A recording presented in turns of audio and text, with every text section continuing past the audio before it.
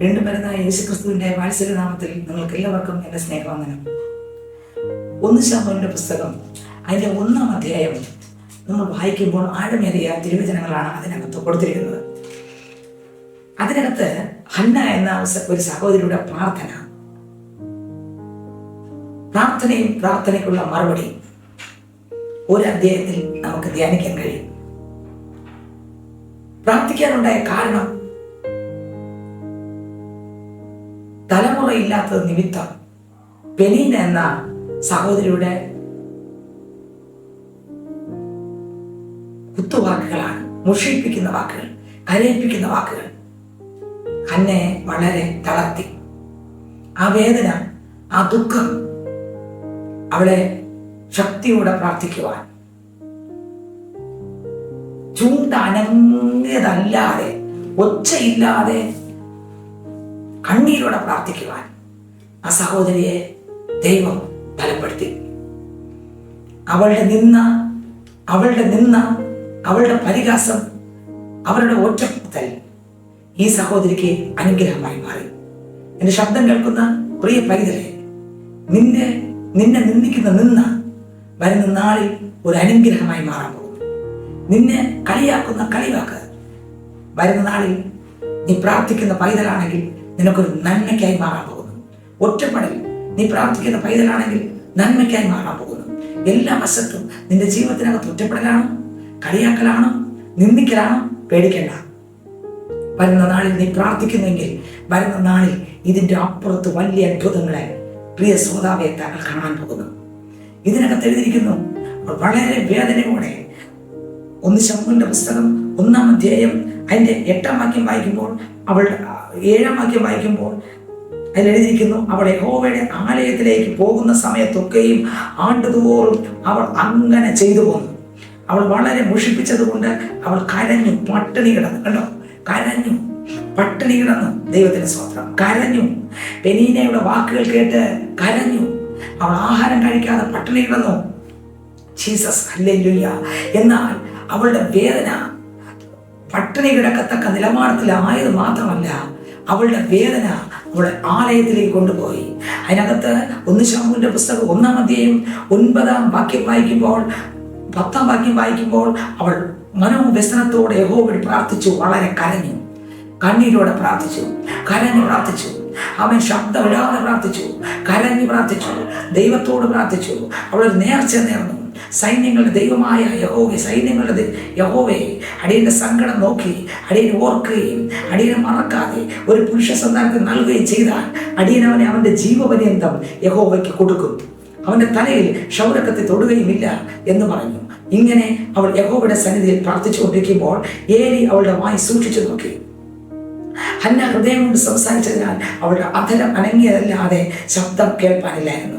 ആകയാൽ അവൾക്ക് ലഹരി പിടിച്ചിരിക്കുന്നു എന്ന് ഏലിക്ക് തോന്നിപ്പോയി. ഏലി അവളോട്, നീ എത്രത്തോളം ലഹരി പിടിച്ചിരിക്കും?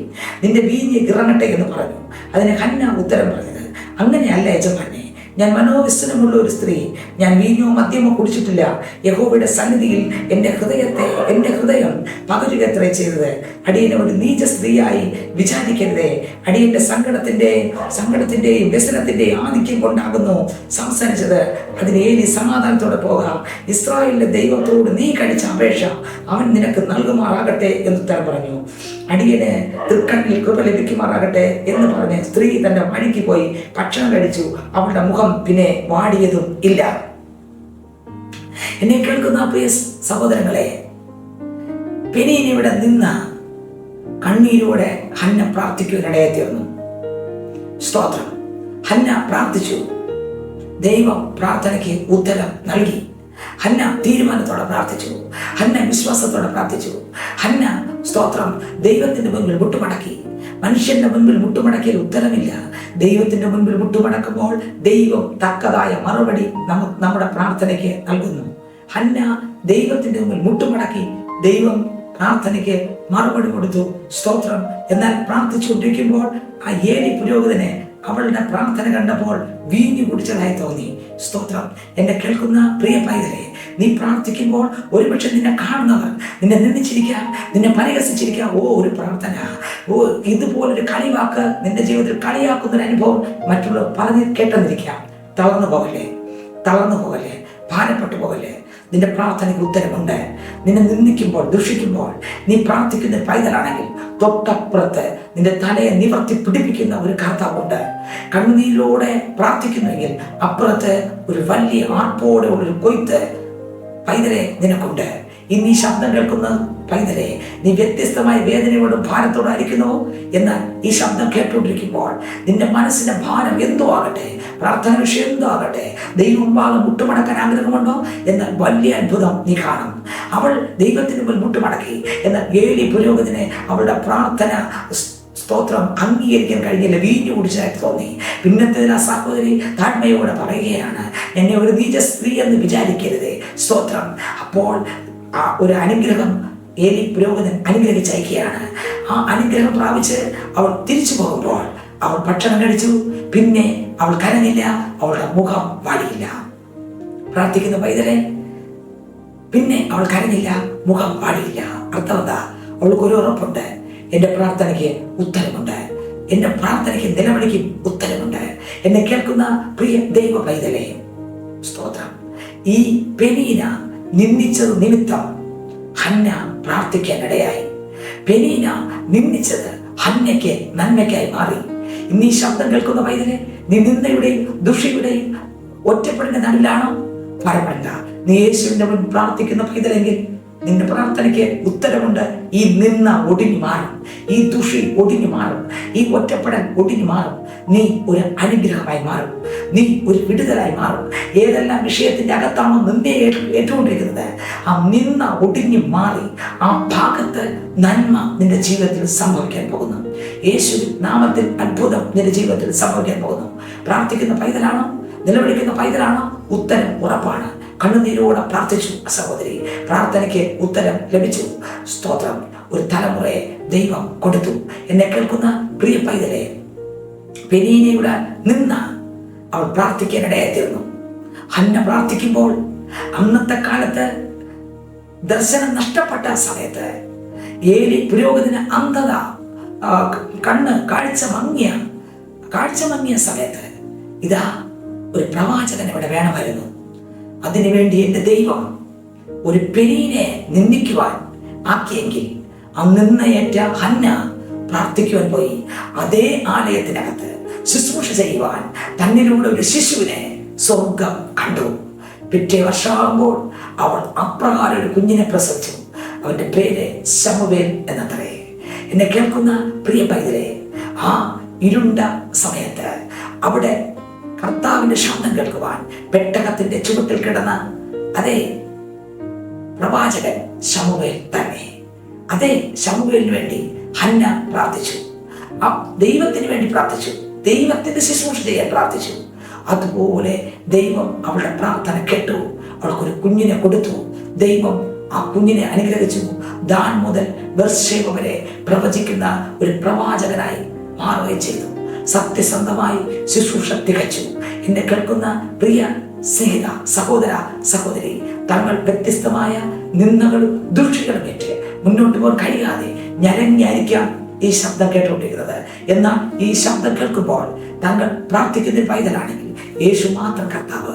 ആ യേശുവിന്റെ മുൻപിൽ മുട്ടുമടക്കി, ദൈവമേ, എൻ്റെ പ്രയാസം ഇതാണ്, എൻ്റെ പ്രശ്നങ്ങൾ ഇതാണ്, എൻ്റെ ബുദ്ധിമുട്ട് ഇതാണ്, എൻ്റെ ജീവിതത്തിനകത്തൊരു വിടുതൽ തരണമേ എന്ന് ഈ ശബ്ദം കേൾക്കുമ്പോൾ താങ്കൾ ദൈവത്തോട് മുട്ടുമടക്കുമെങ്കിൽ, സങ്കീർത്തനക്കാരൻ പറയുന്നു, മനുഷ്യരിൽ ആശ്രയിക്കുന്നതിനേക്കാൾ യഹോവയിൽ ആശ്രയിക്കുന്ന നല്ലത്, പ്രഭുക്കന്മാരിൽ ആശ്രയിക്കുന്നതിനേക്കാൾ എൻ്റെ ദൈവത്തിൽ ആശ്രയിക്കുന്ന നല്ലത്. നമ്മൾ മനുഷ്യരിൽ ആശ്രയിച്ചാൽ ഒരു പ്രയോജനമില്ല. എന്നാൽ ദൈവത്തിൽ ആശ്രയിച്ചാൽ ദൈവം നമ്മുടെ കണ്ണുതിരി തുടയ്ക്കും. ദൈവം നമ്മുടെ പ്രാർത്ഥനയ്ക്ക് ഉത്തരം തരും. ദൈവം നമ്മുടെ നിലവിളികൾ മാറ്റും. ദൈവം നമ്മുടെ ഞരക്കം മാറ്റും. ദൈവം നമ്മുടെ മനസ്സിന് സമാധാനം തരും. പ്രാർത്ഥനയ്ക്ക് മറുപടി തരും. കണ്ണുനീരിന് ഉത്തരം തരും. ദൈവം കൃപയുള്ളവനത്രേ, കരുണയുള്ളവനത്രേ. സ്തോത്രം.